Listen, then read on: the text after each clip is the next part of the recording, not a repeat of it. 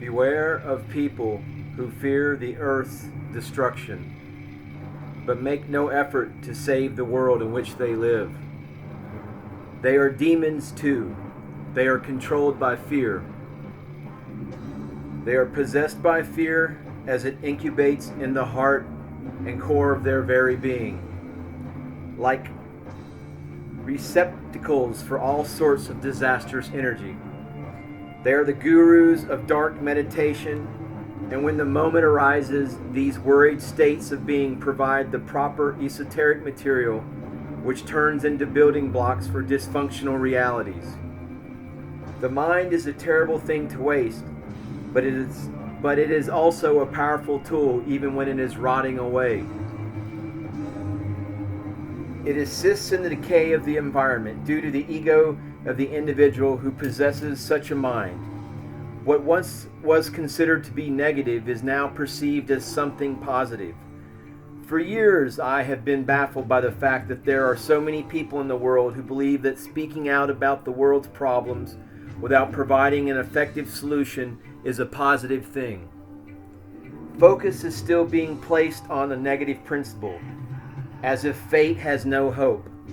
These demons creep into society, often going unnoticed, but they can be easily detected by their sighing and throwing of the hands up in the air.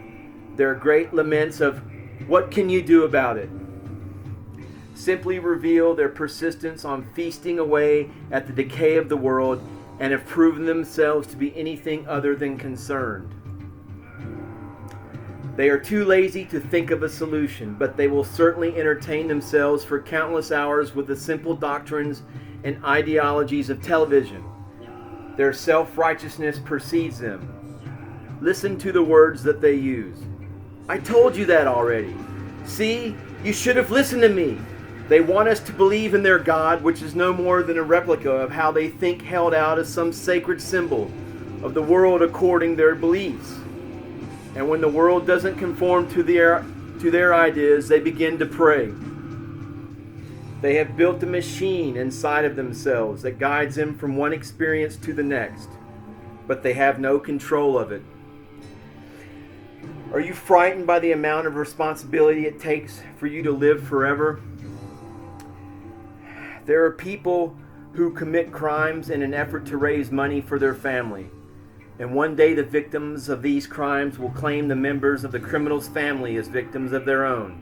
Repeat, there are people who commit crimes in an effort to raise money for their family as victims of their own.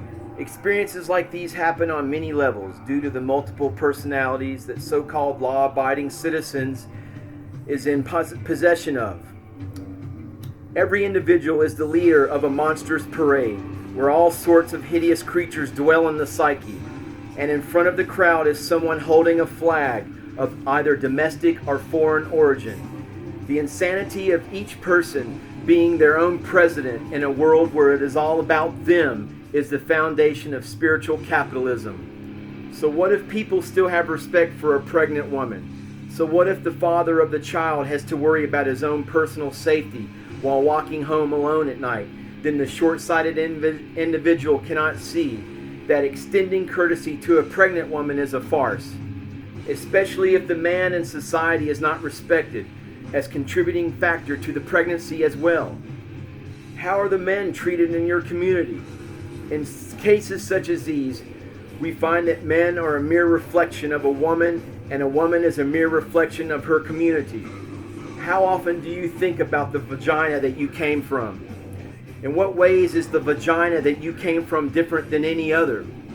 Regardless of what we believe in or who we think we are at any given moment, the majority of people living on this planet have participated in the act of masturbation. Participants in the act of masturbation include people from all walks of life, even government officials.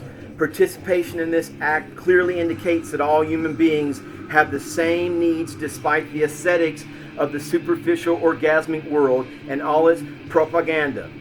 Based on the act of masturbation, the thinking individual upon whom this doctrine of masturbation is primarily concerned with is able to see that civilization as we know it today is based on two psychological events: imagination, and self-gratification. Due to the working class's heroes' denial of their own private indulgence in the act of masturbation, the modern world has become suffocated by violence and despair. We have become sexual fascists. It has become very acceptable to watch homicide on television, the end of human life. But any behavior expressed in erotic literature, which basically encourages the procreation of the human species, is looked upon as evil. Our guilt hangs above us like a dark cloud, exposing our nightly excursions of going into the refrigerator while everyone else is asleep and eating the very same thing that we deny in public. We do not trust ourselves because we refuse to admit to ourselves that we enjoy touching ourselves. This is where the individual becomes the paradox and the answer is mistakenly sought after in some external world. The majority of people living in this world deny the fact that they do not know themselves. They are looking for an answer to a question that they have about what is going on inside of them and what is going on outside of them. An inner ignorance that is followed by an exclamation point. Exclamation point. Everyone in society is walking around like this. Exclamation point. When you look at the faces of people that you encounter in your day-to-day journey, notice how suspicious they act around you. Notice how they make sure that all their belongings are safely held onto because they do not have a soul to call their own. Casually they stare at you. You are a suspect in their lives without them even knowing your name. We are a society of individuals locked up in psychological cages, waiting to be led further into the bonds of slavery. We desire things that are not good for us. Some people don't want to think about the deeper things in life. What kind of person prefers not to exercise the muscle of thought? Many people have forgotten that the thought of honesty is understood in every language, and due to such unity among all people is a possibility. Exclamation mark. We cannot find the answers by studying conclusions, gravitating and stealing impressive thoughts of what someone else said. Sometimes in metaphor or in proverb and scripture is more detrimental to society than stealing money. There's no solution in this because you do not know how the author, guru, or poet arrived at this particular conclusion that we admire so much. So many people mimic beautiful words while leading empty lives. It is a proper etiquette to study the steps as to how one is able to arrive at the answer and then live the answer out. This is the living work, and from this work we can procure knowledge for ourselves that we have worked for. However, in order to begin this process, we must take off all our clothes. Nationality, race, religion, sexual preferences, and political castes. Whatever psychological clothes you are wearing must come off. Otherwise you will go insane. Exclamation mark. Why be part of the right religion? And in order for that religion to be correct, the world as we know it must be destroyed. And you, as an individual, apart from your religious dogma, really don't know what's going on to happen to you when you die. What's going to happen to you when you die? Why would you do that? There is also the fact that if enough people believe in something, it just may happen. We must first understand how worshiping something affects the object or force that is being revered. The Milky Way galaxy is filled with about 100,000 million stars, and there are millions of galaxies in the universe.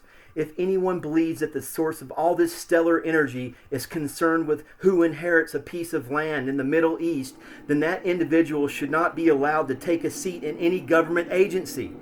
So please, take off that tired-ass sweater called religion. Just take it off. Allow your skin to breathe. Take off those boots that you're wearing too. These are the very same boots that you put in a racial classification. And everywhere you go, you are forced to think about what other people are thinking about you. You have this big name tag stamped across your forehead where the physical characteristic, not the spiritual essence, becomes the very principle upon which a person's character is judged.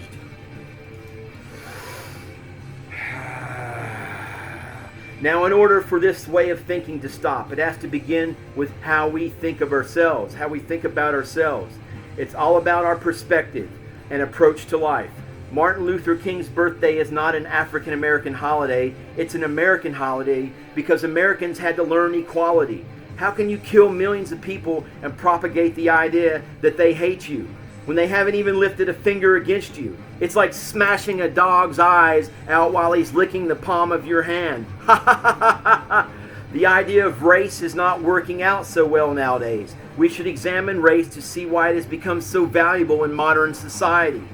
We are all composed of the same material that originates from the very same planet that we are living on, the same planet. Take off those boots. Those soles are worn out. Okay, I want to see what's beyond the underwear that you're wearing. Those political values and conspiracy theories. Yes, some of it is valid on both sides of the coin, but can you please explain to me the concept of protest?